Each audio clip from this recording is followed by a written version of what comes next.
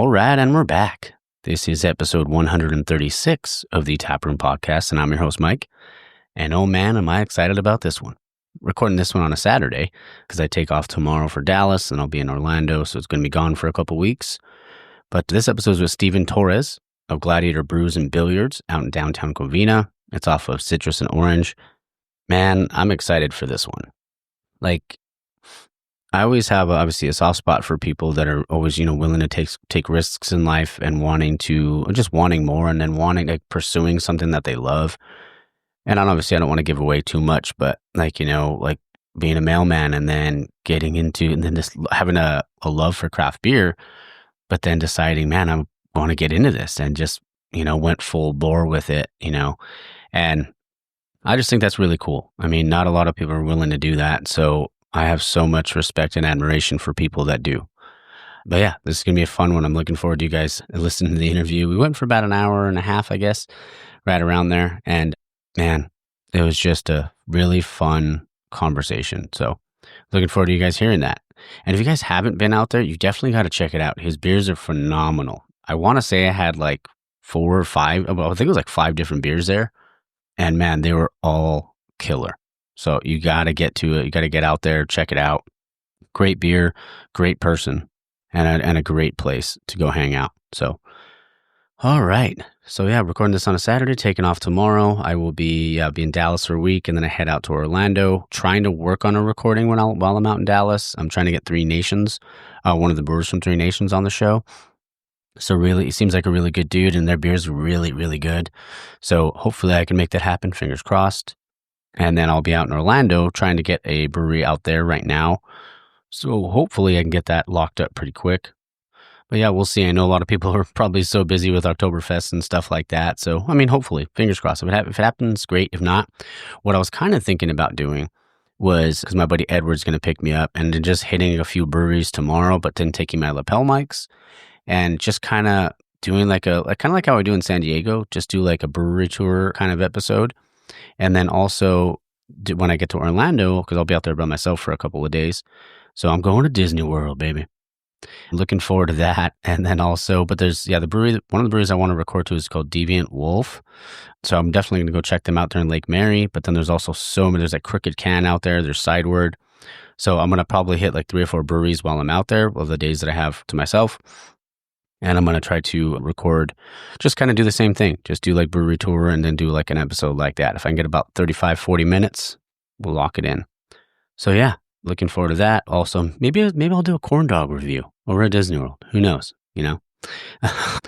But yeah, what else we got this week? The NFL back in full swing, baby. Packers are 2-0. Lord, please take care of the team. Don't let them get injured. But yeah, like I'm looking forward to like more football, right? I'm actually going to the USC game tonight. So tomorrow when you listen to this, it would have been yesterday. So hopefully they get a win. I took the over in that game. I think it was 55.5 roughly. So hopefully that over hits. I got 3 more games. Got a 4-game parlay going, baby. Got a 4-game parlay. One of them's looking pretty good right now. We'll see how it goes. But yeah, Kershaw's final like home start, for the regular season was yesterday. Was on Friday. And man, like I have so much respect for Clayton Kershaw. Like, everybody knows I'm not a Dodger fan, but Kershaw, man, like kudos to him for like, he's one of the GOATs, and watching the kid grow up. I think it was like the first day he pitched, it was supposed to be Greg Maddux and Randy Johnson, but Greg Maddux ended up getting scratched out of the lineup and Kershaw got his first start. I believe that's what happened. But like, how cool is that? Like, people were coming to the stadium thinking they were going to see, 2 of the GOATs of all time, and they didn't realize that they were going to see a GOAT, or the one that was going to become a GOAT. So good for Clayton. Wonderful career. He got a couple World Series, and we might get another one this year. I mean, the Dodgers they always look good. I know the bullpen kind of but I'm sure they'll be fine. I'll be rooting for them. Let's see. Yeah, college football. There's some good games today. We got Florida, LSU. We'll see how that all plays out. But, I'm always college football, baby. So it was a good time. Utah, Texas Tech. I think Texas Tech was winning last time I checked. But let's see what else we got before we jump into the episode. If you guys want to support the show, You can buy a t-shirt if you like to. It's taproompodcast.dashery.com. You can go to the link in the bio as well. I'll be rocking the Taproom stuff at Disney World, Because it's going to be humid as fuck. So got to wear some light colors while I'm out there. And also, if you don't want to buy a shirt, I know times are tough. You can go on Spotify and you can give it a 5-star rating. You can do that on Apple. You can do that on the different platforms that you listen on. It's always greatly appreciated. It helps put the show in front of more people. So on like the discovery pages and stuff like that. So I greatly appreciate it. But all right, I'm going to go ahead and shut up now. I hope you guys enjoy the interview with Steven. And again, thank you. Just talking directly to you, Steven. Thank you, bro. I really appreciate it. And also shout out to Bridget from Burning Bridge. She's a sweetheart. She's a phenomenal brewer, and she lined the whole thing up pretty much for me.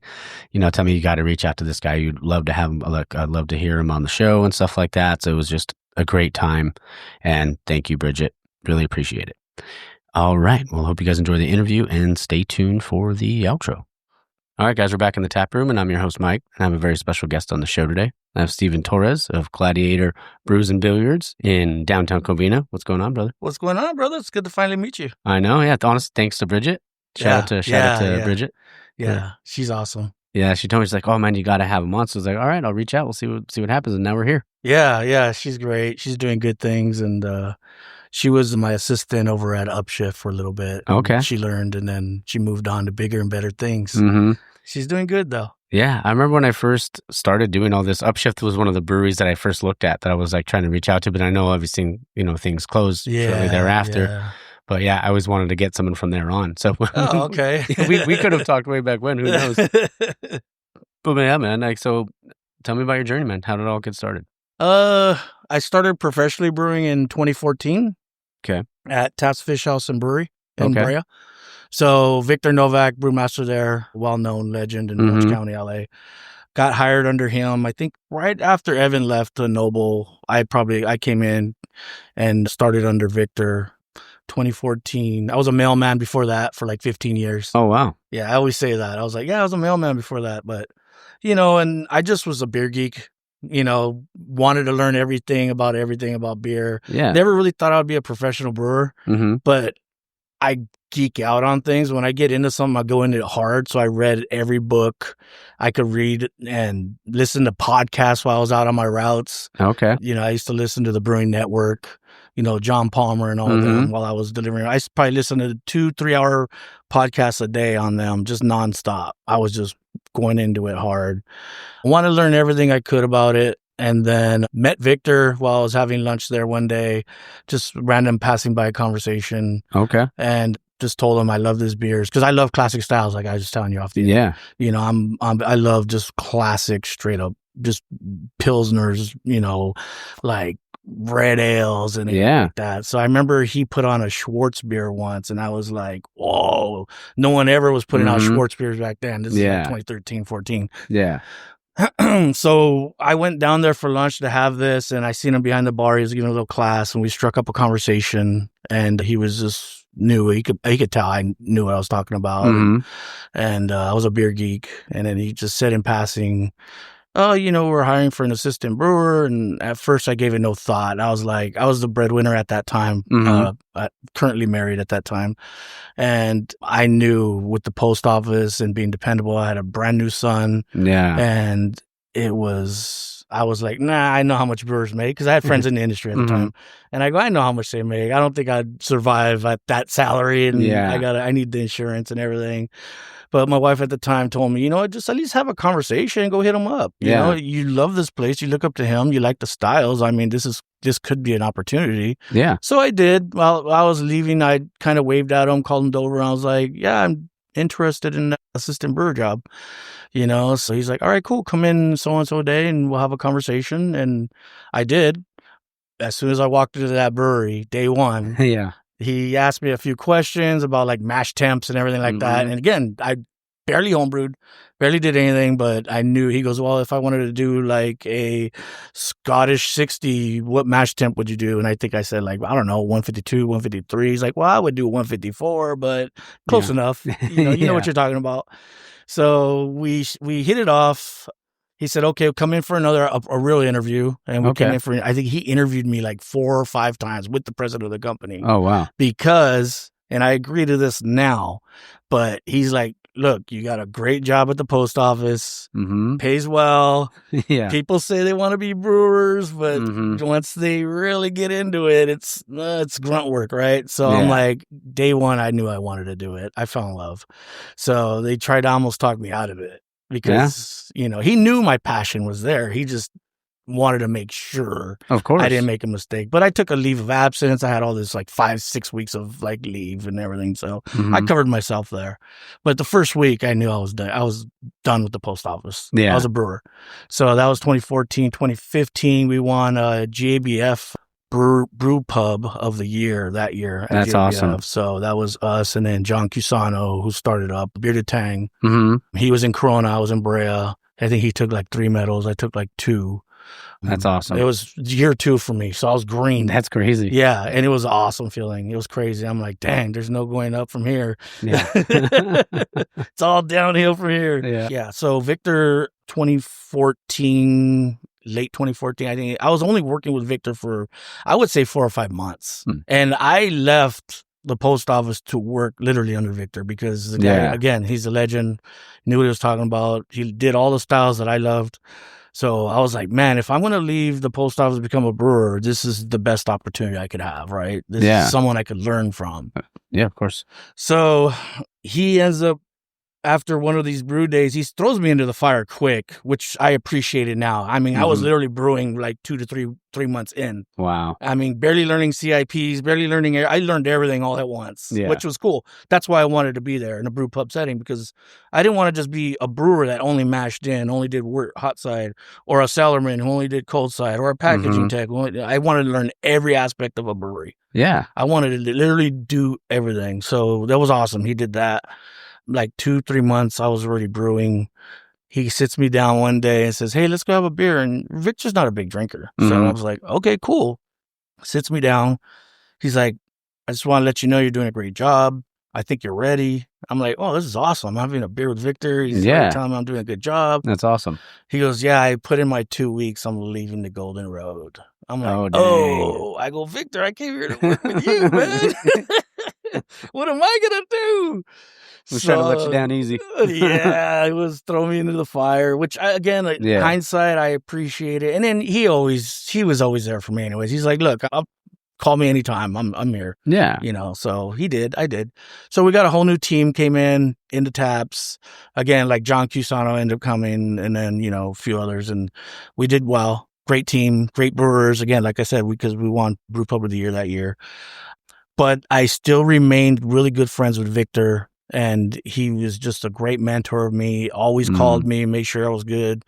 And then he was building out the Anaheim brew system for Golden Road, across the street from Angel Stadium. And this was in build out, same size system, 15-barrel system. Had a good conversation, and we always had a rapport. I was in his wedding, so that's how good friends we are. Dang, that's awesome. So I always said, like, we always told each other, like, man, I'd love to work with you again someday, And then Golden Road came up. And I looked at it like, man, this would be a good opportunity. It's not up the street. It's right up the street. It's all the innovation for Golden Road. Yeah. So 15-barrel. We had 30-barrel. We had about, I think it was a 300-barrel cellar. So it was like 2 15s and like 9 30s. Wow. So I ended up making the decision of leaving Taps, which was great. Great guys, great team, made great beer, and they went on to be successful, and they built out, the new Irvine Tustin one, and they did good. But I just loved working with Victor, and it was a good opportunity for me. So we went, and I helped build out the Anaheim brew system. Again, I'm only probably 3 years in at this point. Okay. So it was a good learning experience for me now on build outs, right? Like, how does this all work? How does glycol systems work? How does steam systems work? So it was a good opportunity to learn on that aspect. Again, as you can tell, I just want to learn. So we ended up, I went to Golden Road 2016, and I think I left 2020, right around the tail end of COVID. Okay. And I told Victor, I go, the only time I think I would ever leave, and I could go back to Golden Road and talk about that, but I think I told him the only time I'd ever leave is for opportunity for ownership. Okay. So that's what Upshift gave me. They offered me some ownership. So I had ownership in the Upshift. Okay. Became the brewer there, and that's that story. Wow. But Golden Road was probably the highlight of my career. I was there the longest. I know I had some backlash because of Anheuser-Busch, whatever, and I accepted that going into it because they're already owned by AB. Yeah. But I looked at it like an opportunity. It was the innovation brewery. Yeah. So the way I seen it is this is my opportunity to learn on somebody else's dime. Of course. I didn't have to worry about cost of goods. I didn't have to worry about none of that. We could use whatever hop in the world we wanted to use, whatever yeast we wanted to use. We won't brew anything we wanted to brew on somebody else's dime. On top of that, I've done hop selection like for 4 or 5 years. They sent me. That's awesome. I've been to New York, Washington, D.C., served beer at the Capitol. They sent me to the MBAA. I've done that class, brewmaster classes, did all that. Okay. They took care of me. So I'll never say anything bad about Golden Road in my time there. It was great. But it was my time. It was, the growth. My next step up was Victor's job, brewmaster. I wasn't going anywhere. I'm not taking his job. So it was my opportunity to gain ownership into a brewery at Upshift, and I took it. They gave me some equity, sweat equity, and I became the brewer there. Down to a 10-barrel system. It was just me at the time. I was the only brewer. And then that's that story. And then that's when I brought in Bridget because I needed help. Yeah. These old knees aren't getting any younger. I feel you. And then, she was there, I don't know, maybe a couple months. It seemed maybe longer, but I honestly don't remember how long she was there. I got a shitty memory. But she did well. Her work ethic was great. And then I found out that we weren't going to make it. The brewery wasn't going to make it. And I told her, start looking because I don't want you to be without a job. And she ended up meeting Mike and that story. That unsung, yeah. And then unfortunately, Upshift went down. I was out of work for about 6 months. And in the meantime, I had friends in the industry. So I was helping out Chapman. My friend Brian Thorson over there is a great friend of mine. They offered me, just help them out to make some money. In that time, again, the brewing industry is small community. Everybody kind of knows everybody, especially when you've been in it for a little while.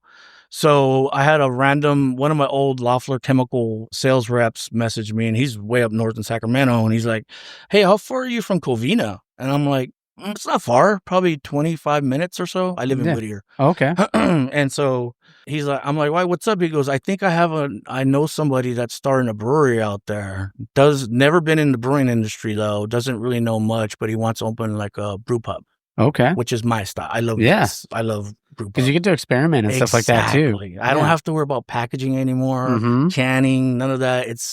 It kind of went after Upshift. I was getting a little jaded. To be honest, it can happen. Yeah, of course. I was like, I don't even know if I want to be in the industry anymore. I just give me a 9-to-5 with some insurance. Yeah. I would love a 401k.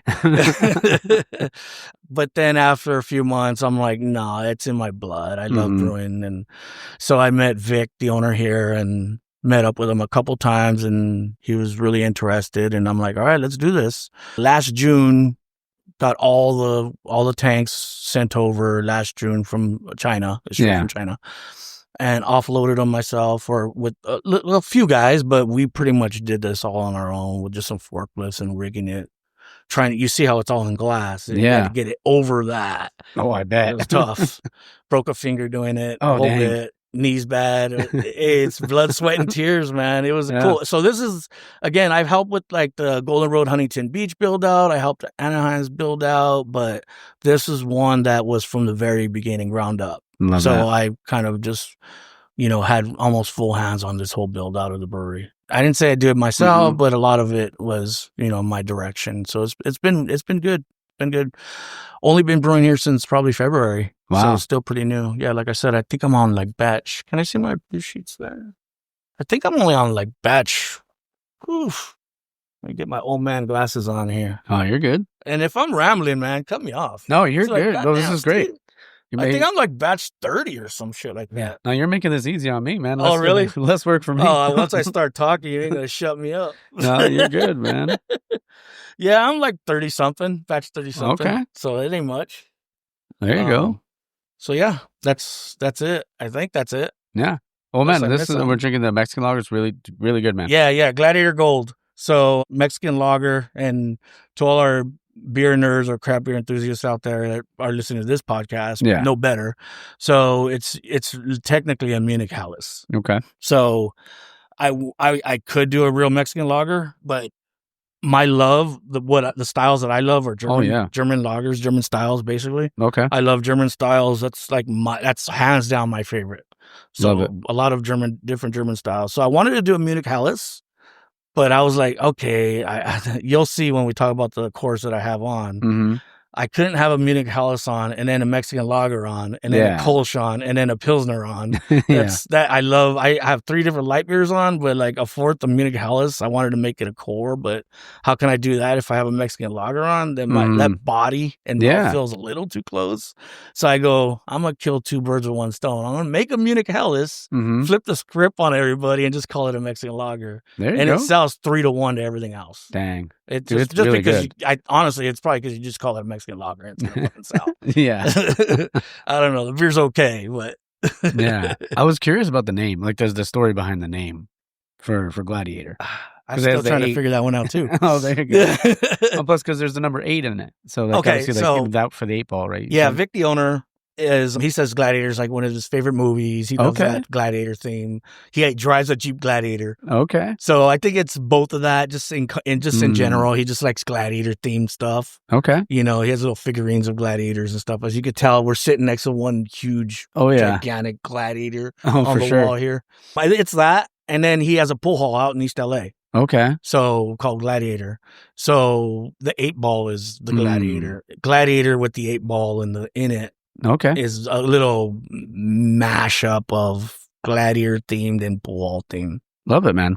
Yeah. Next segment I have is called Flight School. So if you were going to be someone coming in, maybe not the craft beer enthusiast, right? But they're like, I want to try like a variation. They're coming in with their friends. They've never really gone to breweries. What would you give them? Oh yeah, that's basically this clientele, right? You can tell like this is Covina, up downtown Covina. We're a pretty big restaurant, pool hall. So I already know a lot of people that are just casually going to be walking in aren't coming just because it's a brewery, right? Yeah. We're a full bar. Mm-hmm. We got food. We got pool tables. So I know there's going to be a lot of casual drinkers that come in here. So I have that mindset when I'm brewing. Yeah. So that's why I say this is Mexican lager. It's close. It tastes like a Mexican lager. It does, I bet you if I didn't tell you it's a Munich Helles, you'd know. That's a good Mexican lager. Yeah, I would have thought that for sure. Yeah. So I put that in mind. I do a Kolsch and I just call it Gladiator Light. Right. Okay. That's their Mick Ultra drinker. Yeah. Right? It's actually lighter than a Kolsch. It's like Kolsch Light. Okay. Like super light straw. I love a good Kolsch. It's like 4.5%, super dry. I could give you some of that too. Okay. We'll taste everything. So I would probably do this one, the Mexican lager. I would do Irish Red. I would do the Schwarzbier, the Schwarzbier. Dude, those Schwarzbiers, man. When they're done right, they're so phenomenal. I can't wait for you to try this one. This is a GABF one. I changed the recipe completely after years of trying to nail this Schwarzbier thing. Anyway, we'll talk about that. Yeah.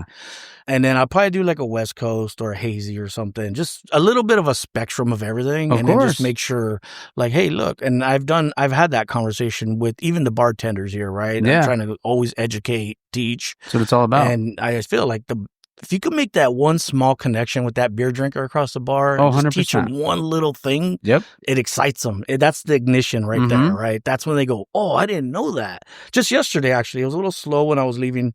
It was, in the beginning of when they first opened at 4, it's still, people are barely getting off. So those first couple people are stragglers. So there was a little bit of an older couple sitting at the bar, and they actually were craft beer drinkers. They were talking about Lucky Baldwins, and I'm like, oh, you've been around. Yeah. And I'm like, yeah, and the wife ordered a Schwarzbier, and I was like high-fiving her. I'm like, damn, I don't see that a lot here, right? Yeah. I'm like, that's awesome when I see actually someone order the Schwartz, right? Because a lot of people will go, oh, I don't know what that is. I don't like dark beer and this and that. So I had a good conversation with another couple. The guy was drinking Irish Red, and I'm like, do you like dark beer? He's like, no, same thing, right? Oh, they're so thick and heavy. I'm like, let me give you a taster of something real quick. And I gave it to him, like, try this. And it's 5%, super light bodied, but you get all that nice little roast, chocolate, caramely, coffee, all caramely. That. Yeah. Like, just try this. And he's like, damn, that's good. I'm like, it's dark, but the misconception is that, you know, with the common drinker, right? Oh, yeah. There's that stigma around it where it's like, they think it's like, like super heavy and super, like Schwartz beers are light. Yeah. Like they're not, I mean, even like, talking about Guinness, but like I love drinking Guinness, and it's like people think because it's dark or black that it's like, 12% or something like 100%. that. 100%. And it's like 4. Guinness, exactly. Guinness was part of that conversation as well. I'm like, I don't know why people are so scared of Guinness. It's lighter alcohol, lighter calories. Yeah. Easier to drink than most of these beers that are on draft right now. But it's that misconception, So it's the education part is basically the bottom line, what I'm getting about. Yeah. So I'll make easy, approachable beers. Like I said, an Irish Red, a Kolsch, a Munich Helles, or Mexican lager. Yeah. But then I'll put on a really hoppy, somewhat bitter West Coast, hazy. Love that. An oatmeal stout, a little more robust I have on. So I try to put a little bit of everything for everybody. Yeah. Just so we can have those conversations like, hey, you're not a beer drinker, but just try this. You never know. You're going to find one day that you're going to be. Oh, yeah. My girlfriend right here, Virginia, doesn't drink beer. Okay. But she How's that work? I'm just kidding. I know. I'm just it keeps me in line. That's what it does. But she'll try them. And then I think I did a Pog beer at one point. Okay. It was a Pog fruited wheat. All right. She was like, "Oh, that thing is so good." There it is. See, you could find some. You're gonna find your one beer one day. Yeah, one day you just gotta keep trying it. Oh yeah, and like going back to what you're saying about the connections and stuff. Like, I've always said, like, if you can build a trust with, like, with those customers, and like have a beer tender that's educated on that side of it, they're gonna remember that. And then they're going to tell their friends about it, and they're going to want to come back because they're like, yeah, you know what? I went and tried it at this one place, Gladiator, and they told me all about this thing, and like, we should go check that place out again. And you guys have pool tables and food, so there you go. It makes it easy. It's kind of an upscale dive bar ish. No, it's freaking, man. It's a gorgeous nice. setup. The way, it's really nice. You got the Jumbotron up there. Okay. And they have UFC fights. All right. They do all he's going to have Sunday morning football. 10 o'clock in the morning, kickoff. Brunch? Brunch. Yeah, there it is. Brunch, which I haven't had yet. That's why I was excited. I even told you today, I was like, I haven't had that yet. And I was like, I'd like to try it. There you go. I try not to work on weekends, but, it is what it is sometimes. Yeah, I mean, I don't consider this work. Sitting around drinking beer at 10 in the morning. Oh, yeah, and having a fun conversation. So for that flight, what would you give them? I would do a Mexican lager. Okay. Will that fight a 5 or 4? Oh, we do 4, yeah. 4. I would do a Mexican lager, Irish Red. Okay. Maybe not the Schwartz then. Maybe I'll do like a West Coast or a hazy as a hoppy, and then maybe oatmeal stout, something a little more robust on the far end of the spectrum. Okay. So little bit of everything on the color of the spectrum, body, everything, right? So Mexican lagers would be light, easy drinking, and then Irish Red, middle of the road, right? I always call Irish Red as like it's your middle of the road. It's not overly hoppy and sweet, but it's not hoppy at all. I mean, it's not overly malty and sweet, but it's not hoppy at all. It's just middle of the road, easy drinking, right? But enough character. Oh, of course. And then I would do hoppy, which will scare people, but you never know. Some people might drink it and be like, damn, this is good, right? Oh, yeah. It smells amazing. Of course. And then something a little more robust, just so you can take it from one side of the spectrum all the way to the other. So I'll probably do an oatmeal stout on the back end. A little more desserty, right? Yeah, I used to love, like, when I first started, like, drinking more, like, craft beer and stuff like that, like, I would always go to Total Wine and try to find something new. And one of the, like, the stouts that I really fell in love with was, like, the Samuel Smith oatmeal stout. Oh, yeah. Classic. Yeah, and that was one I was like, man, I remember trying it, and I'm like, damn, that's good. I haven't had that in years. I wonder how it tastes now. Yeah. Because I'm like you. Back then, I had it, and I was like, this is really good. It tastes like dessert. Yeah. I wonder how robust and I wonder how that is now. Because, our palates change. Oh, for sure. Beers change. Yeah. So I'm kind of curious to revisit that now. Yeah, and I remember I used to drink Young's double chocolate stout. Oh, yeah, that one too. The purple bottle. Yeah. Or blue. Yeah, I think it was purple. Yeah.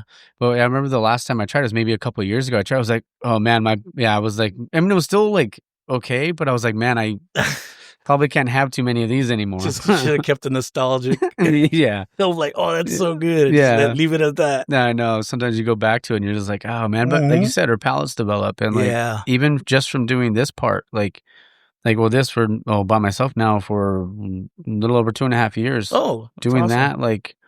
Damn, I'm late to the game, huh? No, I mean, honestly, man, that's why I'm always like wanting to have more people, like, and to hear more people's stories. Because what I love is, like you mentioned earlier, you made a great living working at the post office, right? But you found something that you really loved, and you were willing to go after it, and like, and that's that's not always easy for people. Like a lot of people are willing to just be content and, not want to pursue something that they love. So you're 100% right. So I remember at that point, I'm not good on social media anymore, but as you get older, it kind of, I'm busy all the time. I have my family. So I don't get on social media as much as I used to, but I remember at that time, I had a lot of craft brewers and craft beer nerds and geeks and friends who've become friends now over the years. I remember making a post, I think it was Facebook, and saying, look, guys, scary decision. Yeah. Do I do it? Do I pull the trigger? Yeah, I had to ask because I was back and forth. I was like, but I'm like, man, this is something I want to do. Yeah. But I was scared, but my personality, what I learned is when my back's against the wall and I decide to do something, I'm doing it. Yeah. I'm doing it. That's when I work best. Yeah. And just like I said, when Victor left Taps, it was just me in there. I'm like, I have to make this work. I remember, Daniel Jordan, right? Yeah. Yeah. He came up to me. He tells this story to me all the time, which I didn't even remember him saying this to me, but he's always apologizing to me. He's like, I'm sorry I ever said this. I'm like, what'd you say? He's like, when Victor left Taps, I remember going up to you and be like, what are you going to do? How are you going to fill those shoes? Yeah. I'm like, dang, thanks, bro. Which is true, but I don't remember him saying that, but he remembers. He's always like, I'm sorry because look at you now. I doubted you at that point. I'm like, I would have doubted me too. I was only 2 years in. Yeah. So, but that's when I work best. Yeah. Pressure. I love that. I'm always stressed out, high anxiety, but I get the job done. I feel the same way, man. I feel like, this is going to sound stupid, but whenever, with me and my brother, we would play beer pong all the time. And every time I felt like I was down in the game, that's when I felt like I played better. Yep. Exactly. Same thing. Yeah. So when I made that decision, I'm like, all right, I'm just going to do the best that I could. That's all you can do, man. And like you said, you just got to take that chance and do what you love. And now I learned that from myself. I told my son that. I'm like, look, son, I go, whatever you want to be in life, do it. Yeah. Because if you do what you love, you're going to be great at it. And if you're great at it, try to be the best. And if you're the best at it, the money will come naturally. Of course. Don't focus on just the money. Just focus on being great at what you do. Yeah. And then the money will come. Yeah, and then you're going to constantly evolve within the job, right? Yeah. And you're going to continue to grow and learn. And like you talked about, it's all about learning. Mm-hmm. That's what life's all about. Yeah, and exactly. I say it on almost every episode, get busy living or get busy dying. Yeah, and that's truth. That's truth. That is truth. Because like I said, I passed that on to my son too. I'm like, just do what you love. Yeah. Do what you love. Don't worry about trying to get a high paying job and living life because the stress and all that is still going to be there no matter what. I love doing this, but it is stressful. Oh, of course. It's tiring. Yeah. And so that's why when I say find your beer, it means going out to a brewery and finding something you like, but it's also about going out and finding something in life that you love and you're willing to get after it for it. Yep. Yeah. And congratulations on that too, on this thing. I'm sorry. Like I said, I'm sorry I found it so late. No, you're dude. My social network isn't as high as it used to be. You're totally fine, dude. For me, and it's the more, and my biggest thing is about the show is just if I can get more people back out to tap rooms, that's all get people to want to come here or get people to want to go to other places, maybe get out of the house and stop. It's cool to drink at home or whatever, but dude, get out and, be around people. I know COVID kind of fucked that up, but. Yeah. So like what you were saying, we try to get out and Copa just started up and that's a good buddy of mine, Jared Larson's spot. Well, he brews a beer there, so that's the closest for me to get out. I don't get out very much. Mm-hmm. Getting older, I'm always spending time with family or whatever. But of course, we try to get out, and it's a cool spot. Yeah, and Jared's a great brewer. Oh yeah, he is. Love that. Because I know you're in Whittier. Did you ever venture over to 6740 or Whittier Brewing in La Bodega? 6740, Mike. I haven't seen him in years, but yeah, Mike is great, man. He's a legend in Uptown Whittier. Excuse me, I'm burping. No, you're good. Whittier Brewing Company. We've been to La Bodega before. I love their brunch, man. They got some good food. Food's great, man. The food's great. I love the meat locker when I walk in there. Oh, yeah. Yeah, it's just hyper local. Yeah, Whittier Brewing Company, La Bodega. We've been to Copa. But again, like I said, I don't get out very often, but when I try to. Of course. I try to visit, at least support the homies, all the different breweries. I don't walk into places, though, and be like, you know who I am, or anything like that. Or just even announce I'm a brewer. Like, I just don't do that. I just want to go enjoy a beer and, I got you. And support, under the radar. Oh, no, I get that. So... But yeah, we try to get out. Oh, and then we go down to the Boulevard. I heard that's the podcast I heard you on. Yeah. Okay. So we go down to the Boulevard. We live right there. Like I grew up in Pico, so and Virginia lives in Pico still, so that's my neighborhood. There it is. So we go down to the Boulevard and hang out, have some beer, pizza, and hang out there. Pupusas are good there. Okay. So yeah, little stuff like that. Love it, man. So the next question I want to ask you is questions, because it's the 4-pack. The 4-pack question. Mm-hmm. What's one beer that never leaves your fridge? Swami's. She's laughing. There it is. She even knows. She doesn't know Pizza beer. Port? She's like, Pizza Port. Yeah. It's just a classic, easy drinking West Coast, and it's bang for the buck on that one. It's a 6-pack for like, what, $15? Yeah. It's just, I don't have to think. Yeah. Get in there and crush it. This probably already too. Like a lot of drinkers, I don't overanalyze. Sometimes I just want a beer. Oh, yeah. I don't want to just sit there and break it all down every time. It's too mentally exhausting. I just try to turn off my sensories and just have a beer. Yeah. The other one's Pacifico. You can't go wrong. I just drink Pacifico just when I want a beer. Yeah. One of mine is that when I can get it, is like golf beer from Evans. Oh, okay. Like that, because I know it's like, it's light, it's crushable. I can have like 12 of them in the pool and be fine. Oh, nice. Nice. Yeah.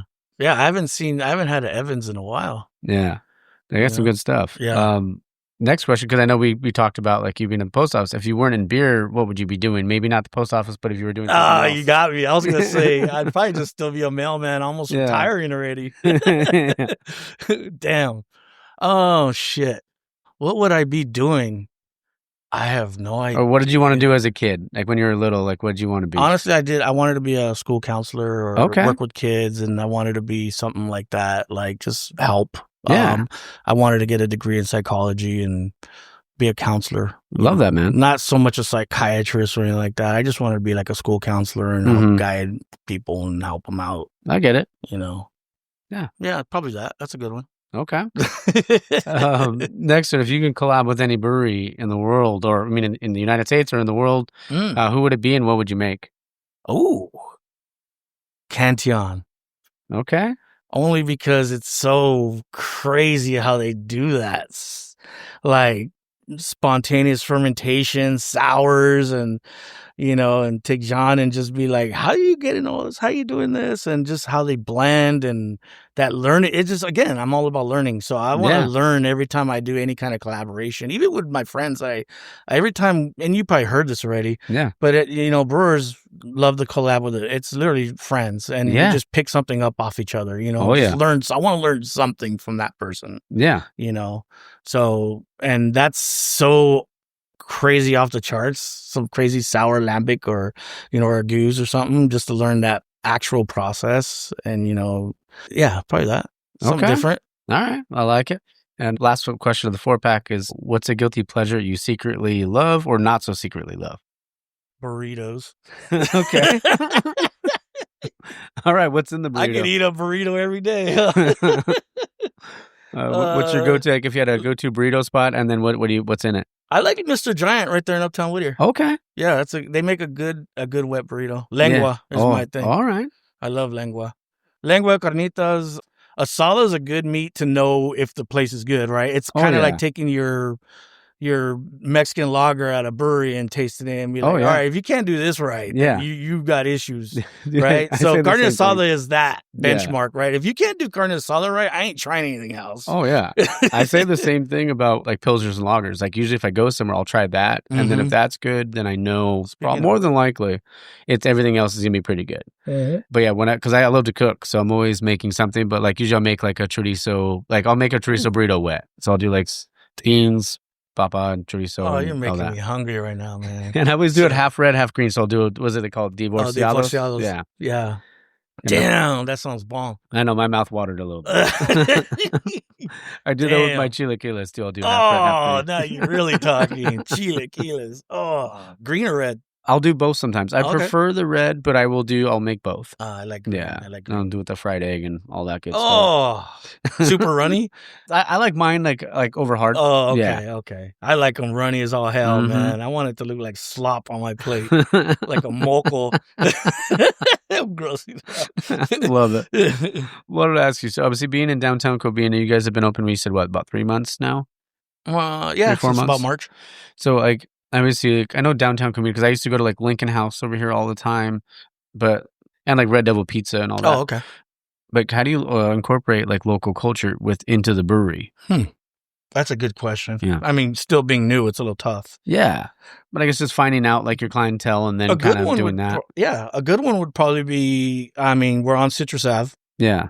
I mean, it was probably the easiest thing I could have thought of. This a no-brainer, but I did a beer called Citrus Ave. It's just a fruited wheat with tangerine and cara orange puree. Okay. So just a little homage to, Covina and the orange groves and everything and being on Citrus Ave. Yeah. But taking part in, again, we're still brand new, but we already took part in local, right across the street. Yeah, I think it's Heritage Park.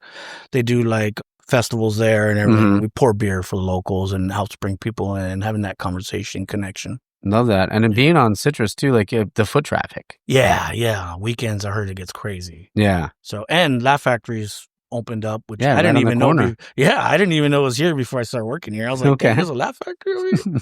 There you go. So, go see some comedy, some stand-up. Oh, I love comedy shows. Love comedy shows. Love that. We're gonna go see Matt Rife in October. Okay. At the Honda Center. Nice. Yeah, that'd be fun. Oh, it's awesome. Yeah, wanted to ask you because I mean, because I was always curious, like, do you have like a favorite hop, like, or because obviously you're using different ones in different styles. But do you have like a favorite one that like, or at least one right now, or like, because I know like Hyper Boost is big, and this actually came from Bridget. Bridget's like, oh, you should ask him this. Oh, okay. What is her question? Oh, it was kind of just like what kind of like your favorite hops to use, but then also like obviously like the trend right now is using Hyper Boost and stuff like that, and like what other kind of stuff do you like other trends you feeling? Yeah, the West Coast in the tank for GABF and Alpha King right now has Hyper Boost and Dyna Boost. Yeah, and some abstracts. Those are my homies. Okay. Abstracts is another new flowable liquid form cold side product to help enhance aroma. Love it. So I love. She probably asked this because I'm a hop geek. Again, going to hop selections. I love I have hop farmer friends like Siegel Ranch. John Siegel's amazing. I use a lot of it. In fact, I got his anchovy on right now. It's called anchovy. Okay. It's a hop. It's a shitty name. Yeah, I had to take it off the menu as anchovy, even though no matter how much I explained, there's no anchovies. It's not fishy. It's not this. They just assume. And I had to literally just call it a cold IPA with a single hop cold IPA and take anchovy completely off the menu because it wasn't selling, dude. I'm like, damn. Yeah. But, it's a great hop. Super watermelon-y, sweet candy, Jolly Rancher. I geek out on hops. I like different hops. Love it. Although the West Coast, standard core West Coast is Mosaic, Citra, Nelson, Simcoe, your standard usual suspects, right? Yeah. But on the flip side, I love using stuff like Cashmere, Matueka, even Michigan stuff, Michigan Chinook. We're seeing Crush a lot, too. Crush I have in our hazy. Yeah, I feel like that's in everything now. Yeah, that was 586. So I used Crush, and the hazy is Crush, Matueka, and Nelson. Okay. Nelson.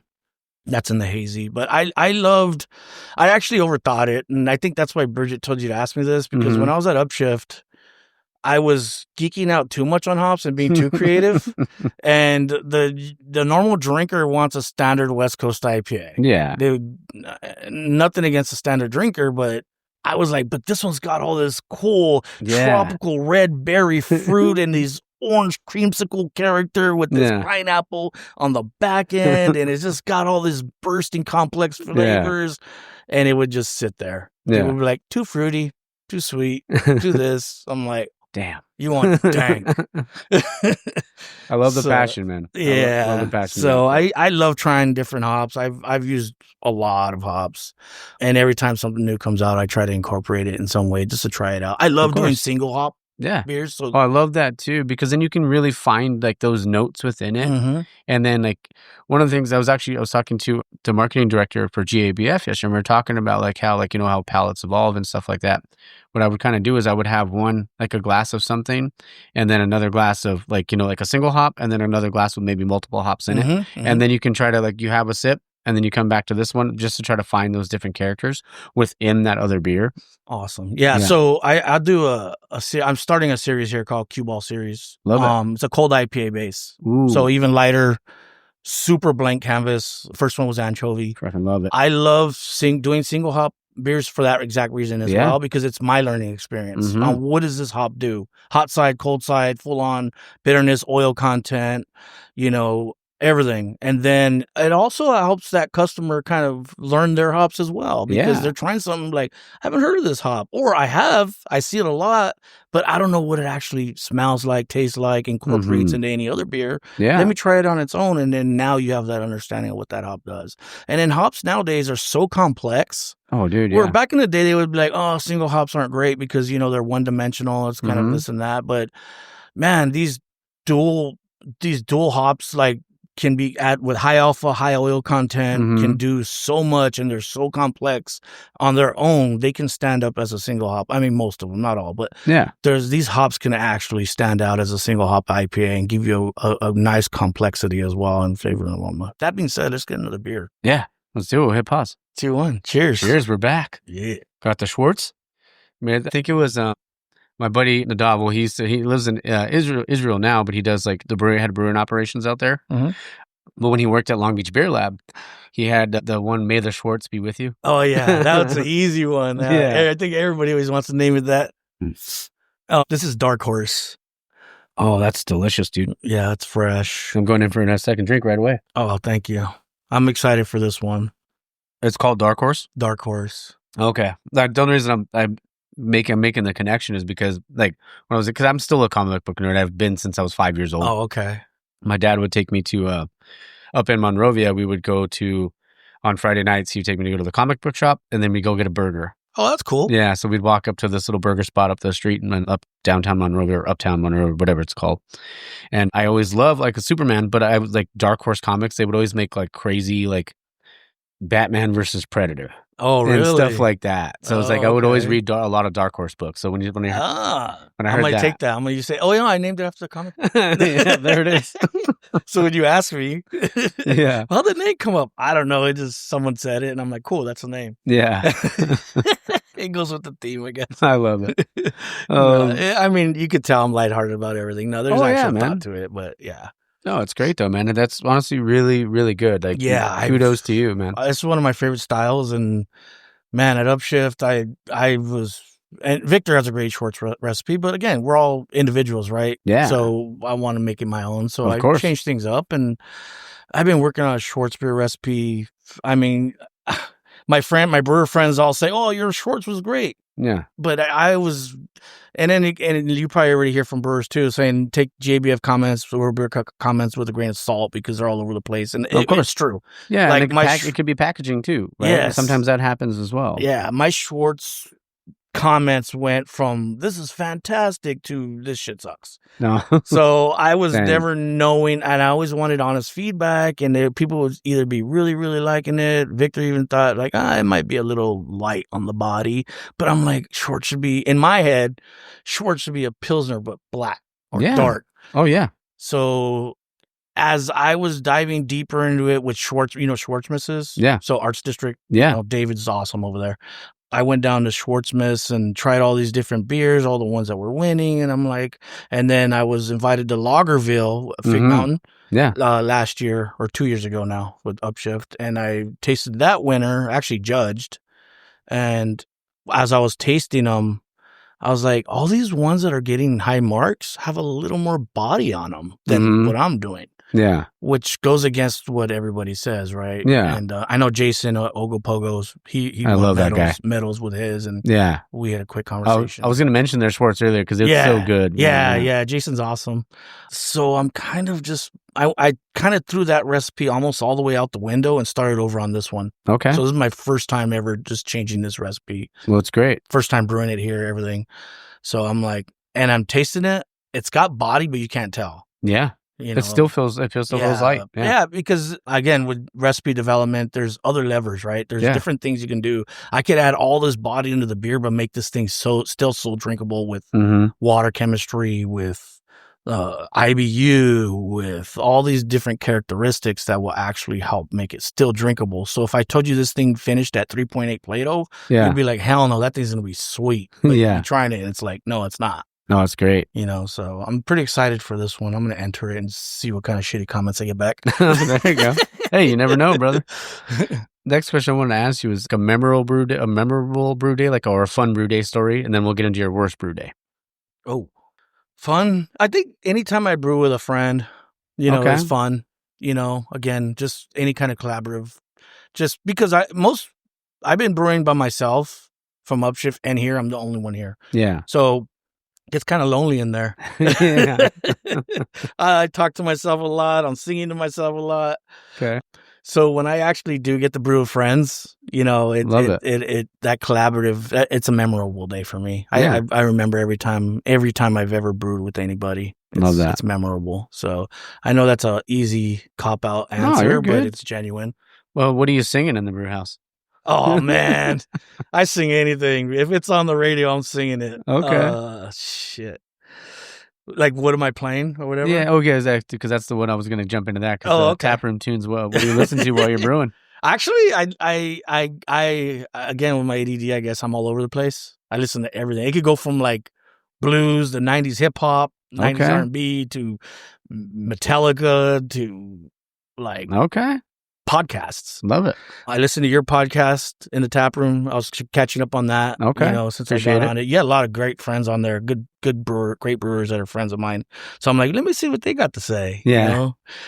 I listen to Craft Beer and Brewing a lot in the brewery. Okay. I actually been going back. I actually read the book, but I'm going back and hearing the audio book of Tasting Beer. Okay. And I recommend that book to anybody that ever wants to learn because it gives you everything. Yeah. It's a great book. So I've been listening to that, geeking out, basically. Love it. Isn't it crazy, though, like when you can go back, like maybe you read something when you were younger, right? And then you come back later on and you pull something different from it. And you're like... 100%. Yeah. Because you're not going to retain 100% of everything you read. Oh, exactly, yeah. I say whenever you go to a conference or a school or anything, what I was taught back in the day is if you can retain 10% of whatever you learn, that's an accomplishment. Mm-hmm. Then you go back, you learn another 10%. Yeah. Now you're at 20. Yeah. Go back, another 10%. Mm-hmm. Just keep, and that's why I went back and started listening to Tasting Beer. There's a lot of stuff in there. I was like, what the hell? I didn't know that. I don't remember that. I don't know that. I don't just read things once and then be like, I know it all. Yeah. Nah, I want to keep, and I just listened to it and I already still probably forgot stuff, right? Yeah. So it's just a constant wanting to learn still at this point. 11, almost 12 years in, just still wanting to learn. Stay humble. Like, 100%. Don't think you know it all. I tell brewers this actually when I train. Oops, I'm sorry. I train brewers, I always just say, it's probably one of my most common phrases is like, the minute you think you know it all, you're done. Oh, yeah. Because this just like a lot of business or industries, but this one specifically, it's constantly evolving. Yeah. It's always changing. Mm-hmm. Practices change, ingredients change, hops change, process, everything changes. And if you don't stay up on it, you're going to fall behind. Oh, yeah. And if you're arrogant enough to think you know it all, then you're going to be left behind. Yeah. I mean, and I feel the same way even about this show. Like if I were to go back and listen to episode 1, I'd probably be like, yeah. Even though I know wasn't bad because I had a bunch of people tell me like, hey man, it was really good, whatever. But still, like, I mean, I don't want this to feel stale ever. Mm-hmm. Like that's why, trying to incorporate new questions or new segments, stuff like that to try to keep it fresh because it's one of the things I loved, like when it comes to talking to brewers, it's never good enough. You're constantly wanting more and like 100%. Wanting to like, I made this gold medal winning beer. And then like, it's like, but I can still kind of play with the recipe too. So they're still going to shit on it. But like, you're 100% right. It's just a constant change and evolve and, make it better. Make it. Oh man, I looked at some. You're right. So to your analogy of your first podcast, I looked at some of my old brew sheets, and I'm like, what the fuck is that? What was I thinking? How much calcium sulfate did I use in that shit? Damn. Well, that's what we do. As human beings, we continue to grow and we evolve and we do stuff like that. So as long as that's what you're doing, man, that's you can't ask for much more than that. So yeah, cool. What was your worst brew day you've ever had? Worst brew day? Yeah, could be a stuck mash or just a long day. Oh, there was a lot of stuck mashes and long runoffs, long boils. I for some reason didn't get my crush right and just was like, why is this 3 points under my gravity? This was at Golden Road. Victor, I'm gonna boil this fucking beer for 3 hours. What did he say? That's common. That's common for every brewer. I think stuck mashes are common. I did a imperial stout at Golden Road too, and we didn't use the granite at the time, which was dumb on my part. Big old heavy mash, imperial stout, super sticky and running off, and it actually collapsed the plates. Oh shit! This is why you have a grant. And so that was stuck. Wild. And then it gets to a point, if nothing comes out at all, you got to open that manway with it wet. Okay. And it pours out. You got hot grain, wort, everything else spilling out. Yeah.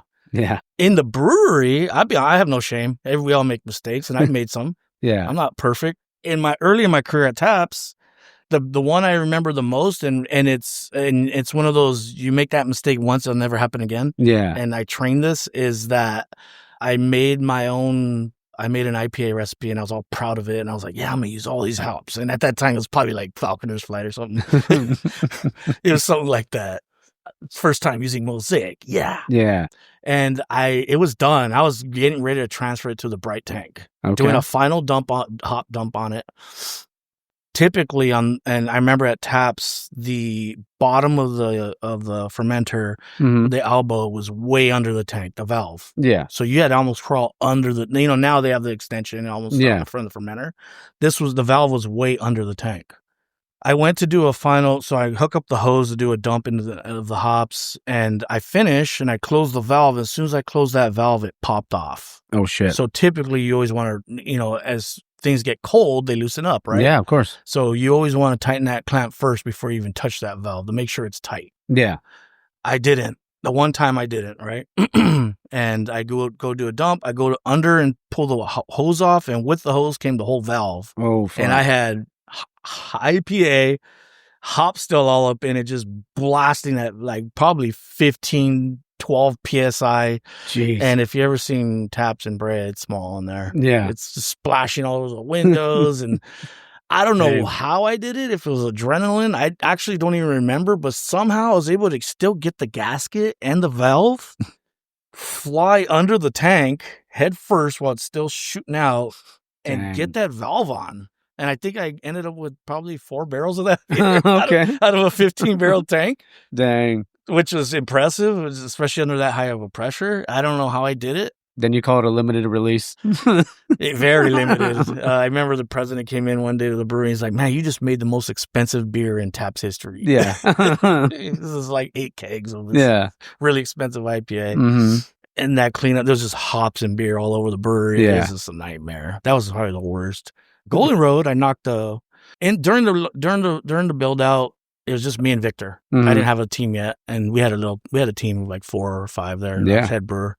But during the initial years, the first year during the build out, it was just me and Victor. And Victor's busy, right? He's a brewmaster, of course. So I was basically doing most of the work and physical work in Anaheim myself. And at that time, we had barrel program. I was moving full barrels, whiskey barrels, behind the tanks late at night. It was already probably like 12 hours of work. I was on 12 hours. I was tired. I shouldn't have been working, or I shouldn't have been operating a forklift at that time, to be honest. Yeah. Especially by myself in the warehouse. And I'm lining up all these barrels with the forklift, and I'm getting a little too close to the back of those tanks on the glycol, and I barely nicked one, and it popped off. Oh, shit. And I think it was our first or second, one of our first beers in the tanks. Dang. And it happened to be the one that's full of beer.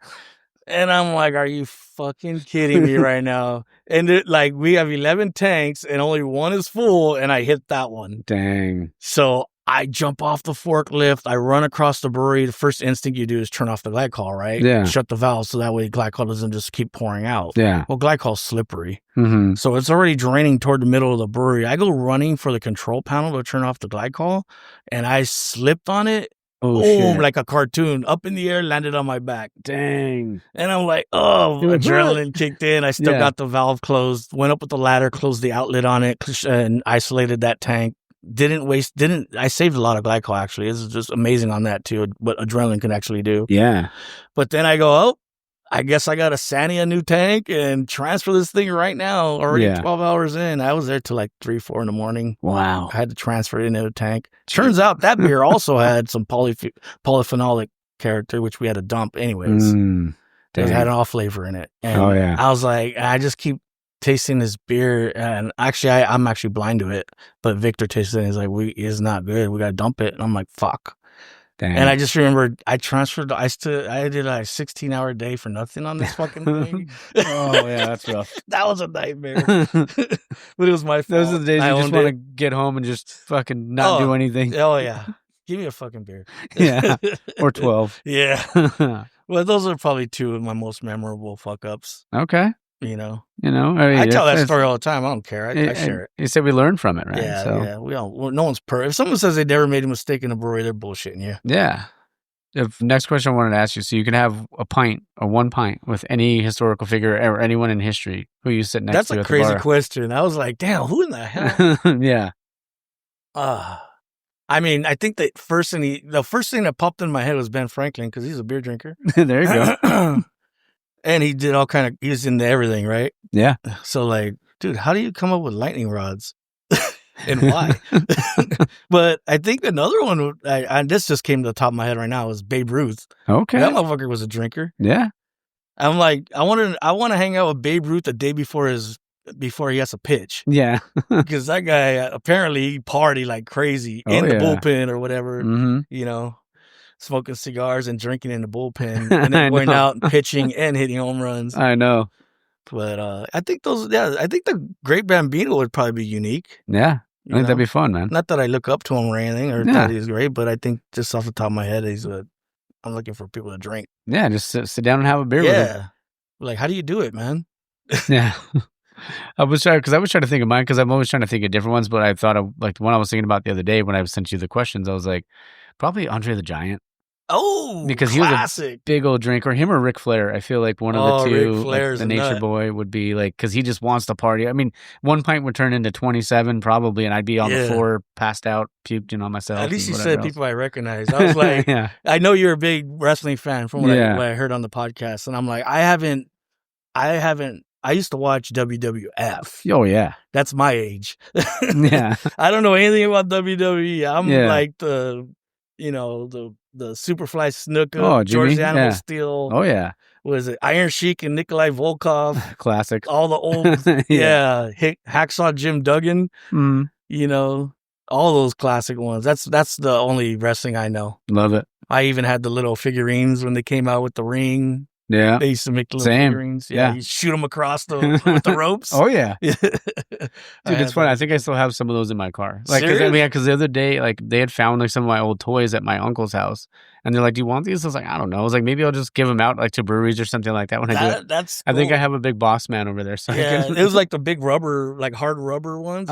This one's like the hard plastic, where they're like the ones that are like that big that came in the little blue ring or whatever. Yeah. Oh man, I had that when I was a kid. Yeah, I'll see what I have back there, and I'll I have one with he wasn't called Gladiator, but I can't remember what it was. Warlord, but I can maybe we can put him up and hide him in the brewery. I'll put him in the brewery.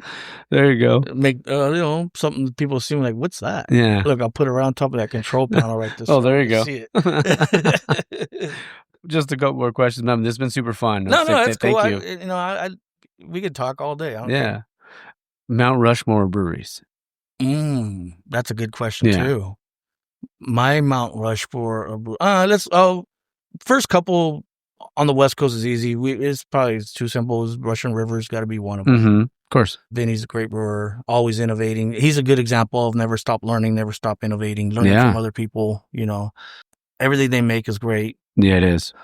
And that's the thing. That's what I look for in breweries. Is like I know if I get a Russian or Firestone's the other one. Mm-hmm. Matt Brennelson's an amazing guy, just a good human being. Yeah. First of all, but he's so nice. Doesn't like the non-pretentious thing, right? He talks to anybody and everybody. But anytime I go somewhere and I see Firestone Walker, I'm like, I know I'm gonna have a good beer. I don't even have to think about it. Love it. And that's hard. Inconsistency in a lot of breweries. We both know this. It's hard to go to a brewery and try something new, and you're like, oh, of course. So I know if I'm going to Russian River, I'm getting a great beer. Firestone Walker's another one. Mount Weinsteffen would probably be up there. They're innovative, not innovative. I mean classic. Mm-hmm. And that's a loaded question. Yeah. It's subjective, so there's no wrong answers. Yeah, of course. There's so many. It's just hard. Like, what do I pick? I'm trying to be different. Yeah. Like I said, try to go different with a Cantillon. That's another one, but I haven't drank sours in a long time, anyways. Yeah. Oh, shit. Give me another one. Four. There's four, right? Yeah. I'm like, how many are Mount Rushmore? You're good. I need one more, man. I know I'm missing some great breweries that are like right in my face, and I just can't. I'm drawing a blank. It's one of those ones when you get put on the spot. It's like when you ask like your top, like your favorite movies, and you're like, oh, that's hard too. Yeah, I got a lot of them, and I just can't think of about one right now. Let's see. I don't know. It's okay. Third one, fourth one. Yeah, it'll come to you. It'll come to you maybe before we finish up. It'll come to you. Yeah. What about movies? Since we're talking about movies. Oh, you're gonna do that? Yeah, but it could be any genre. Yeah. Yeah, any genre. Tombstone, banger, Big Daddy, classic, or Happy Gilmore. Anything Adam Sandler, early Adam Sandler. Yeah. I love like Saving Private Ryan. Oh, it's a classic. Yeah, I love. What's his name? Does Pulp Fiction? Oh, Tarantino. Tarantino movies are great, like Kill Bill and all that shit. I love that. Love it. Dumb comedies, Spaceballs. Oh, classic. I love dumb shit like that. Naked Guns and all that. Oh, Airplane. I'm easy. Like Police Academy and all that stuff. Police Academy. I'm very easily entertained. And I laugh at anything. So stuff like that. But like, a lot of old like Saving Private Ryan, Full Metal Jacket, those type of movies. They're great. Like I said, I love Tombstone, comedies. Yeah, there's so many good ones out there. I've learned to accept the rom-coms because I watch them. Yeah. I'll admit it. Like even by myself, I'll be sitting in bed eating some food, watching a rom-com. We were just talking about Notebook the other day. Hey, I'm not gonna knock it, dude. I like that that's movie. Not a rom-com, but yeah. I'm like, I cried. Yeah, it happens. It happens to the best of us. I mean, there's a few movies that have made me cry in my life. One of them is La Bamba. Yeah, La Bamba always makes me fucking cry every time. She's like, did you say Richie? Son of a bitch. Yeah. Oh, don't cry. Yeah, that one was like Rudy. Rudy always gets me. Rudy, I did cry in Rudy. Yes, you're right.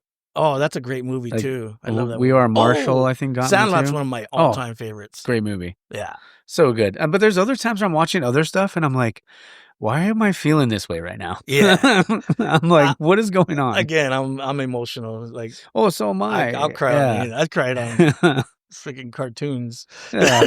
I can't remember, but I was literally watching something the other day, and it was just something like nothing crazy, but I was just like, well, I'm like that deep breath you take before so you don't lose it, and I was just like, what is this happening right now? It's okay to cry. Yeah. It's healthy. Yeah. Oh, I know that, but I just like something, because I mean, I'm really like open about like, being able to like talk about stuff and like emotions and stuff like that. I have no problem with that stuff. You're like, but that took hitting me right now. Yeah. Man. I'm like, dude, I'm just trying to sit here, have my coffee and watch something on TV, and then I'm ready to bawl. Like, what's going on here? That's me, man. I don't know what the hell. I just accepted it at this point. I'm like, okay. Yeah. I'm in the movie theater like, oh, man, I'm yawning like, yeah, right. Like, what is there, a cat in here? Yeah. Who's cutting onions up in the movie theater? Yeah. Let's get another beer. Oh, yeah, sure. Yeah, let's grab one more before we finish up. Yeah.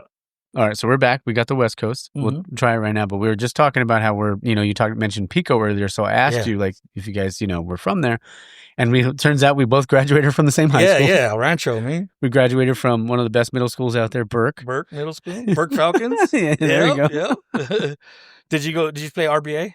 No, a bunch of my buddies did. Oh, okay. Yeah, I grew up at Rivera Park. I was always there. Yeah. I played, like, football, like flag football and stuff like that. I never really got into the other stuff, but then I ended up liking coaching later, which was weird. But that usually happens, I notice. Yeah. I always notice people that had the interest, didn't really play, but had that interest, turned into coaches. Oh, yeah. Salud. Cheers, man. Yep. Oh, we'll jump into it. Yeah. Yeah. Fuck yeah. Be honest, man. Rip that shit apart. No, I'm not. I just smelling it, I knew I was going to love it. Oh, okay. On the nose, that's delicious. Thank you. Yeah.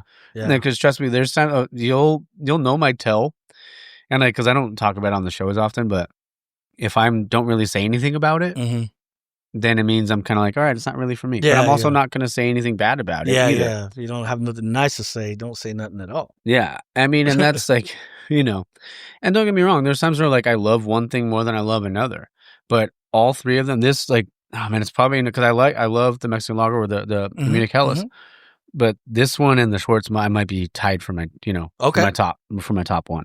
I agree to that. Really, really good. Yeah, my go-to is probably this one, and this is off the tank. Yeah. So and then you're sending this one. I'll say you're sending over. And, Alpha King. Yeah. First year entering Alpha King. My homie Jared won. So I know. Like, I got to come after him, dude. No. So that was Jared I love from Copa. That story was so awesome. So with me and Jared, because we did the Brewers Roundtables, me, Jared, Dario, and Danny. Danny, little Danny Gaskets. Oh yeah.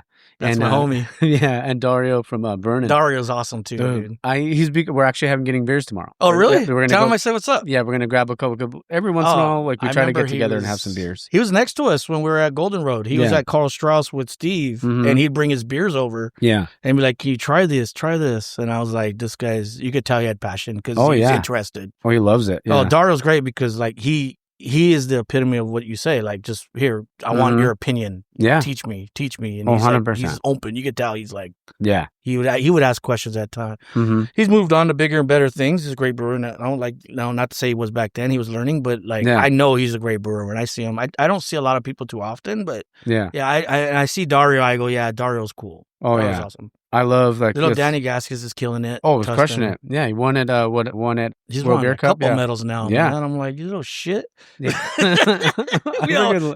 Danny. I love him. He's great too. So but funny. he's just an easy target for a lot of people. Oh yeah, we love to give him shit, but he's a shit talker too. So you got to give it back to him. Yeah, when him and Dario are together, it's just like it's just elevated and it's great. So we went to Upshift when we were at Upshift last time I went to JBF because I missed a year, right? Because got to work. Last time we went up, it was a little Danny. I think out of all of us was the only one to win a medal that year. So it was me. We all took a picture together. I have it on my Instagram. I think it was like me, Jared, Evan, even Price. Yeah, was there in the picture. We all didn't have shit, and then little Danny's just sitting in the middle, like all proud, like fuck yeah, dude. I'm wearing my medal. I'm the only one, you fuckers. Yeah, I'm like, you earned that shit, dude. Good job, man. I'm proud of him. Oh yeah, what was cool about Danny too, like when I first went and interviewed him, and we're talking, we've obviously become really tight ever since, but. He would joke around. He's like, my system's so old. He's like, so we started calling it Tust. I brewed on that once. We did a collaboration. We're at Taps. Yeah, with Jared at Tustin. Oh man, that thing is. Just... Yeah, we started calling it the cast iron pan. Yeah, because it was so old. It's that pan that's been passed through the generations. Jesus, that thing. They got to use rice holes like on every batch. Yeah, but man, everything burner goes out. Yeah, everything they make there is super good, and they have really good food too. Oh, they dialed that system in. Dude. Oh yeah. Definitely. John Porter. Oh yeah. Dude, what how was that not like the greatest name? Like he was destined to be in beer. Right? Yeah. And now he's doing at Smog, and I mean he's a white whale for me. He's one I've always wanted. Oh, okay. Yeah, he's super nice, soft spoken, really nice guy too. Yeah. Oh, I was gonna ask you to go. Oh no, I remember what I was getting at. The story with Jared and them. You gotta get Victor on. I gotta get you Victor's. Oh, if he's up for it, I would love to do that. What is it called? The Brewers Roundtable. Jared, what the beer he won for Alpha King, he's it's sitting in the tanks. It's not ready. You guys can't try it. Oh, and then this ain't ready. I'm like, fuck it, try it. And then he freaking did it, and I was like, the son of a bitch won Alpha King. Yeah, I love you, Jared. You didn't even get to try it. Yeah, we didn't get to try it, but that was like the running joke after. We're like, guy wins Alpha King for the beer, and we didn't even get to try it. Yeah, that's why I go to Copa, dude. Jared's a great brewer. Oh yeah, he started a little bit before me when he was at Tustin. I was at Taps. Yeah, such a great guy. Like when I got to interview, because I remember I just reached out. I was like, "Hey man, you know, I like your beer. Would you ever be interested?" He needs to fucking pump his chest out a little bit more. But I get it. I'm the same way. I shit all over my own beers all the time. What's really cool though, like I remember one of the conversations we had, and I think it might have been the Brewers Roundtable one, and he was talking about how, because you know he has a family, he doesn't always have the opportunity to get out to all the different breweries and try all the new things, like all the new trends and stuff like that. So he was telling me, he's like one time he's like, I was thinking about like, you know, just keeping this particular beer the same way I've always done it. But then like, you know, he had new guys come in and they're like, hey man, maybe we can try this. He's like, and then he realized, he's like, yeah man, I'm not the one out there. He's like, I got to listen to these guys. That's very true. Yeah. And it's like, so sometimes people get so like, you know, set in their ways. That was me at Upshift. Yeah. They don't want to change. Right. So when you have someone like that, that's willing to be like, yeah, dude, like I need to listen to these guys. I did that with Bridget. Yeah. I was like, she would give suggestions and I was like, Mr. Hard-headed ass, like I was telling you, like, oh, I want to try all these great fucking hops and we're going to do this.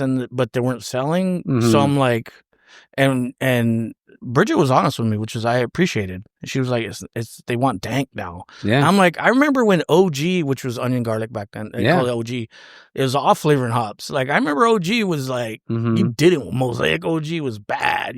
Columbus, you didn't want that, right? Yeah. And when fruitiness came out, and I got stuck with that, it was stuck in my head. And I'm like, no, they want dank. They want dirty, stanky armpit, sweaty socks.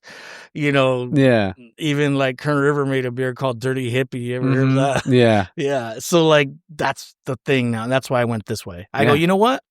I got to bring it back. I love that. And I added the bitterness back to old school, not as bitter as like old school Stone, but like, I'm like, it was like a pendulum swing with West Coast, I think. It was just like, it went from super 100 plus IBU, over the top, pill your tongue, burning, to when Hazy's came out to just the American IPA, which was a little more body, no bitterness. They kind of incorporated the hazy way of hopping, late hopping, just whirlpool late hopping, no bitterness with the West Coast. And even I was doing that. And I was like, and I feel like it's kind of coming back to the middle. Like, all right, let's keep it West Coast. So this is West Coast, not American. Yeah. And I was like, I want some bitterness. I want a little bite. I want a balance. Because especially with all the amount of hops you put in this shit. So what people need to understand, I guess, is the more hops you use, the more oil content. Hops at a high level adds body. Perceived sweetness, right? Because of the oil content. Yeah. So you could make a 75 IBU IPA with all this oil and it won't taste like it, right? Yeah. So, or you don't add enough bitterness, but you load the shit out of it, dry hop it at 4 to 5 pounds per barrel. I've done it up to 6-7 pounds per barrel before, and it comes off a little sweeter. Yeah. Because of the oil. Everything, there's a factor in everything, right? Water chemistry, bitterness, oil content, malt character, mash, finishing gravity. All these things come into play. So it's a perfect balancing act with beer. So like on this one, I'm like, I want it dry, bitter, and another thing, I've been out of the loop with a lot of people having conversations, but my own mindset was like, I'm adding a fuck ton of hops in the kettle now like old school. Like I'm doing 60, I think I do a 20-minute edition, a big 20-minute edition, and I think I do a 5 and a fucking huge whirlpool. Okay. And the mindset on that is layering, right? Yeah. I want somebody to smell the beer, have that big aroma. But if you notice, like on hazies or anyone that does late hopping, it's all front end, right? It's kind of just falls flat on the back end. So you get all this aroma, which is great. And then you get a little bit of flavor and then boom, it's done. This from beginning to end. Retro nasal. Yeah. Like I said, as soon as I went in there, like I was like, I knew I was going to like it just by smelling it. And then I drink it. It's not like overly lingering or anything like that, but you can get that punch, and it does have like a dry finish too. Yeah. And it's not even completely red. I can only imagine how good it's going to be when it is. You know what's crazy is I got my brew sheets. There it is. Watch. It tastes super dry, right? Your tongue's a little dry right now. I love it. Watch. Dude, for me, like I love a good like. You know what this finished at? What? 2.5 Plato. Dang. That's For me, I like dry. Yeah, so do I, dude. I love But like a when you hear something's 2.5 Plato, you kind of think, all right, this is going to have a little body on it. Oh, yeah. You know, a little bit of body on it. But it's fucking dry. Dude, I love a brute IPA. It's the bitterness. It's the balance. Yeah, and it's just like you don't see like a lot of times they won't put brute in there. Mm-hmm. You know, like when I did the collab with Dario for the pod and in Burning Daylight. And my brother did the can artwork. It was fantastic. Oh, that's badass. And it was called Brutes of Our Labor. How long ago was this? We brewed it and we did a brew day in January and it came out in February. Oh, I missed it then. Yeah, I'll show you some pictures of the thing. Cool. It came out really, really like I was so excited. And it was like the first time ever doing that. Like I mean, I did like a homebrew day with a buddy of mine. Did you use the Amalo 300 or something there? Gosh, no, we did like I think maybe I'd have to ask Dario to dry it out. Yeah, honestly, I was just there like Dario, tell me what to do. Yeah. But I had to mash in, and there's no rakes. I was with the paddle. Oh yeah, my arms were on fire. That was me at Golden Road end up shift. Yeah, fuck, 1,400 pounds at Golden Road, just 7 a.m. Just I sweat like crazy, and I was like, yeah, there's sweat in every single one of these beers. You got a little salty from me. Yeah, and when I tried doing it too, like I was doing my thing right, and then all of a sudden, like Dario was like, dude, try this, or like this is a technique. There's methods, yeah, and that made it easier. But initially, I was just like, dude, there's a little technique to it. I got some bad tennis elbow at upshift when I was doing it by hand as well. But I looked at it like, dang, I don't get to work out very often anymore. At least this is my only workout. Yeah. Now on a little 7-barrel, I got rakes. There you go. I'm like, shit, that saved me. There it is. You know, but what were we about to say? Something about that. It's all good. I mean, I just have a couple more things for you. The last two questions. Well, the first one being, I was gonna say you should come down brew. I'm down. Yeah, we can do. I'm down to do whatever style you want. When I get open line, come down. We'll I'm in. Think of a style that you like, and we'll work on a recipe together. I'm down. Get that recipe developed. That's the best part. Oh, I love it. Recipe development is freaking the fun part. Oh yeah, so fun. Geeking out.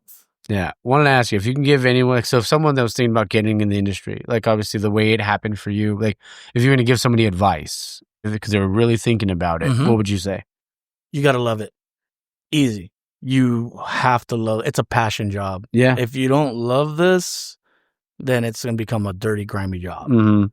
Because people think we're hanging out drinking beers all day, and it's not. It's a steam room in there. It's a sauna. Yeah. You're on your knees. You're cleaning 90% of the time. Half of the brewers got carpal tunnel or fucked up elbows because of the clamps. And, climbing up and down ladders and up and down the brew deck. And mashing in. It's a grimy job. I bet. It's mostly cleaning, scrubbing floors and everything. Yeah. But you have to love it. If you love it and you know that I'm sweating my ass off today and it's fucked up and I'm stressed out and my glycol's not working, my chiller went out, or I got a stuck mash. But knowing you got through that, you're able to react. You still love it. And you love it. When that beer hits the fucking line and that customer drinks it and they go, damn, this is the best, I don't know, West Coast IPA I've ever had, or this is fantastic. And they don't know what you went through to get to that point. That's the gratifying part. Yeah. So there is gratification to this. Of course. That's the best part, is knowing that your blood, sweat, and tears went into this. They don't know it. Yeah. And when they drink it, there's an end result. Right? Yeah. That's the best part. So you got to have the passion and the love. That's it. Bottom line. And work ethic, obviously, right? Course. You got to fucking want to clean, man. Oh, yeah. If you have a dirty brewery, your beers are dirty, bro. Like, it's embarrassing. I get embarrassed. I look at it like a toilet. Yeah. Like, you have a dirty toilet at your house, and you have guests over with a dirty ass toilet. That's embarrassing to me, man. That's like when I bring in visitors into the brewery. I'm like, I'm that insecure about it. Yeah. I scrub floors. I clean tanks. I wipe down stainless. Oh, I was telling you when we were in there, I was like, dude, the brew house is immaculate. It's so clean. Like one of I would say like there's one of the brew houses a campsite. Yeah. When I go there talking to Christian, that place is immaculate. Yeah, like when you go in there, it is, things are shiny. Just like yours. So, dude, like when I walked in, I was like, fuck, it's a clean ass brew house. I gotta find these pictures for you. You want to know immaculate. The most beautiful brewery I've ever seen that I can't even believe they make beer is New Glarus. Okay. Out in Wisconsin. Yeah. So when I did the Master Brewers program, it was out in Madison. Okay. They took us on a tour of New Glarus, and you talking about every piece, and they hard pipe everything. Yeah. They're like manifolds. Every piece of stainless that looked, I mean, this brewery is huge. This is a production brewery. Oh, yeah. It was not one water stain on it. Not one little drop of water on the floor. It doesn't even look like they brew there. Yeah. We passed by the maintenance room. Yeah. Dude, their maintenance room looked like a fucking kitchen. I was like, you could eat on those floors in the maintenance room. Love it. That is amazing. That's what I want to be. I want to inspire to that. You know? That's great, though. You know, it's beautiful when, especially because this is naked, right? This is behind glass, right behind the bar.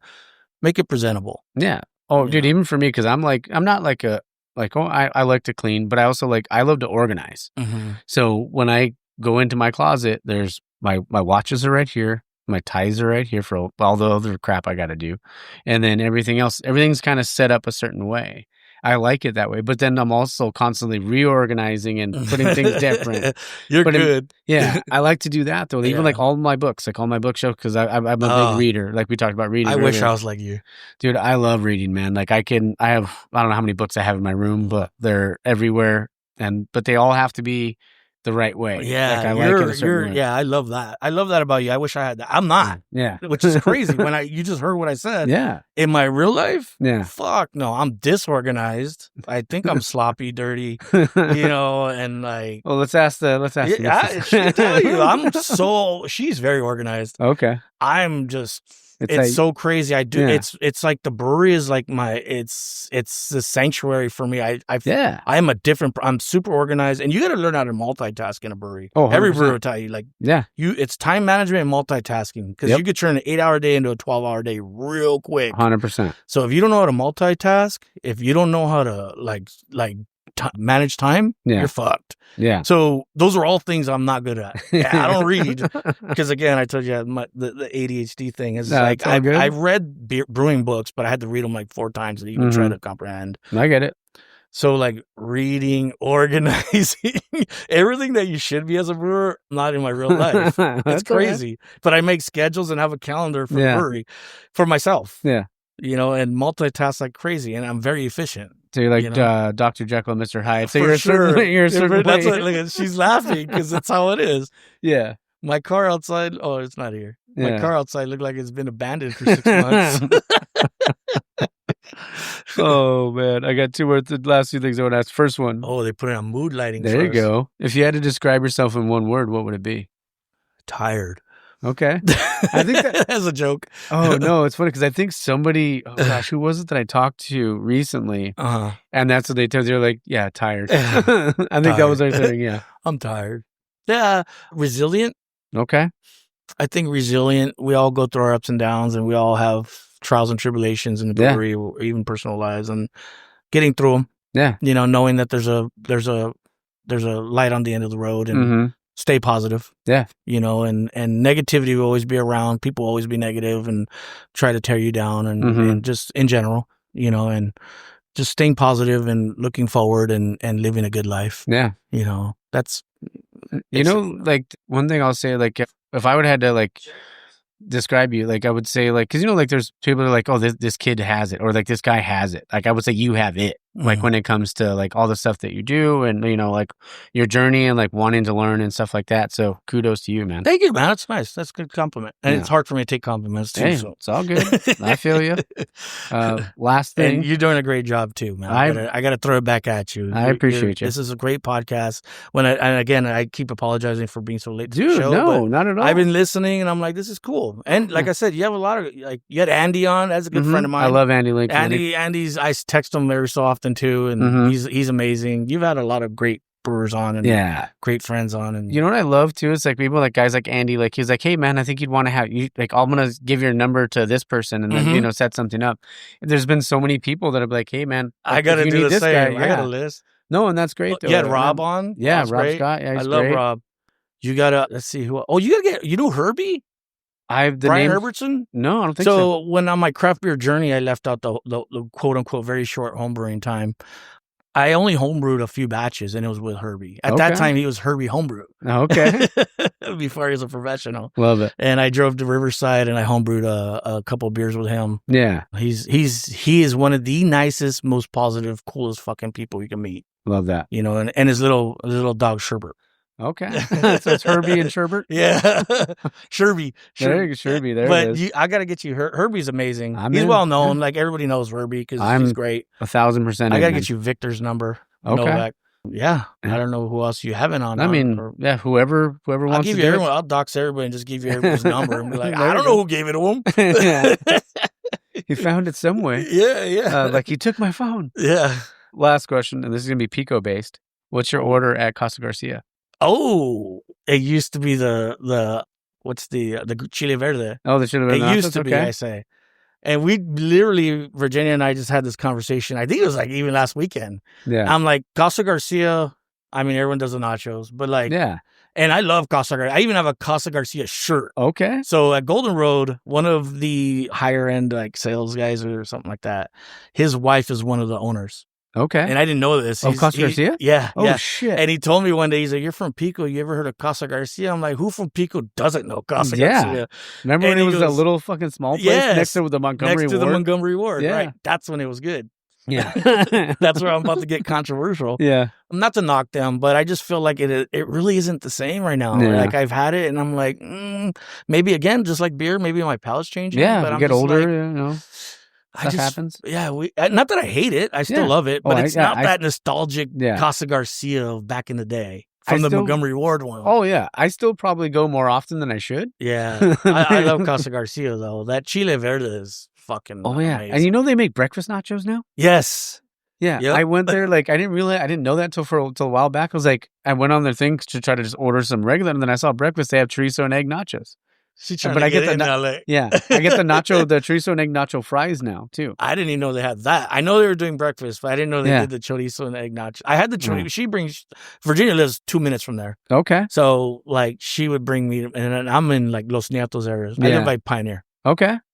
She would bring me chorizo burritos. The chorizo is fucking great. Oh yeah, it's great. Yeah. Yeah. But I go just across the street from there. I mean, like my dream job was Blockbuster, the one that was right there. Oh yeah. When I was a kid. Yeah. I racked up a lot of late fees for my mom. Was it Blockbuster or Hollywood Video? Or did it go to Hollywood Video? No, Hollywood. So there was the Blockbuster on that side of Whittier. Mm-hmm. And on the other side, yes. Yeah, but on the other side, In-N-Out. Yeah. But then the Hollywood Video was right there. Yeah, by shopping center. Where the Target is. I racked up a lot of late fees there. When after my mom would pay him at one spot, I'd go back to the other one. Yeah. And just kind of go back and forth.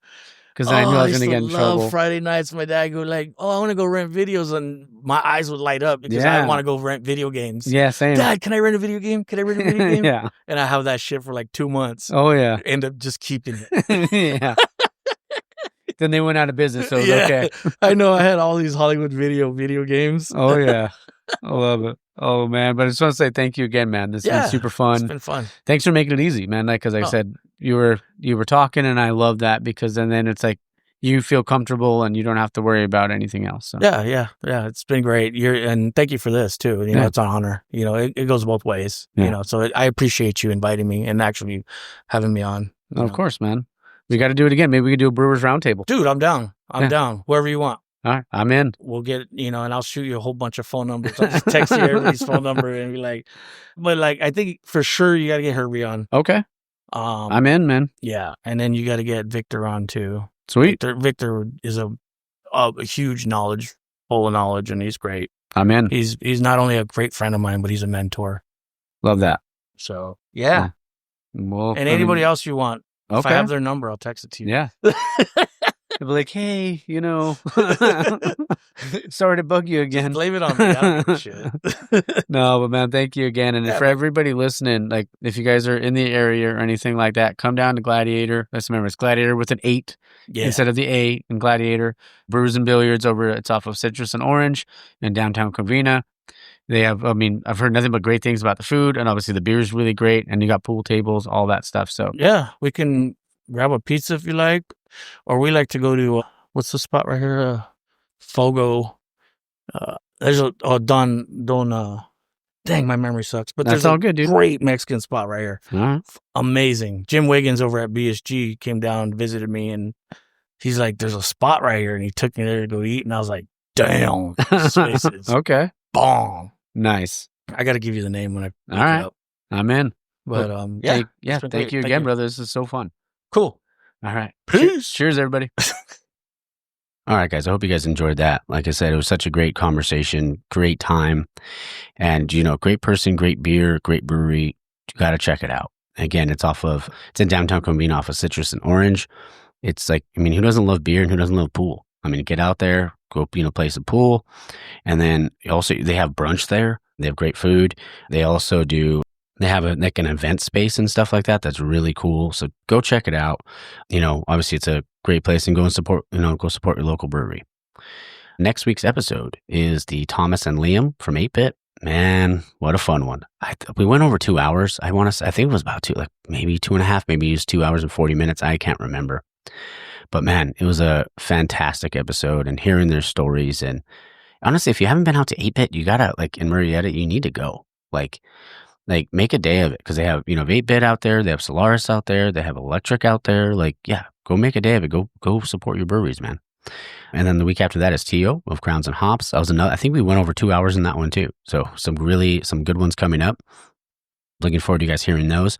Oh, and also Level Up has leveled up. I can finally say it.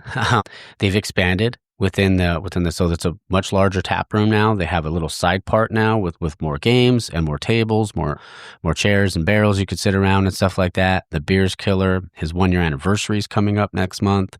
So get out to Level Up and support my boy.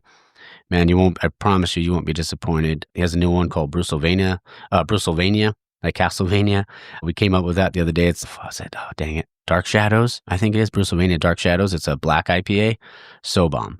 So, like I said, get out there and support. And just like I always say at the end of every episode, don't forget to support local, drink local, and find your beer. Cheers.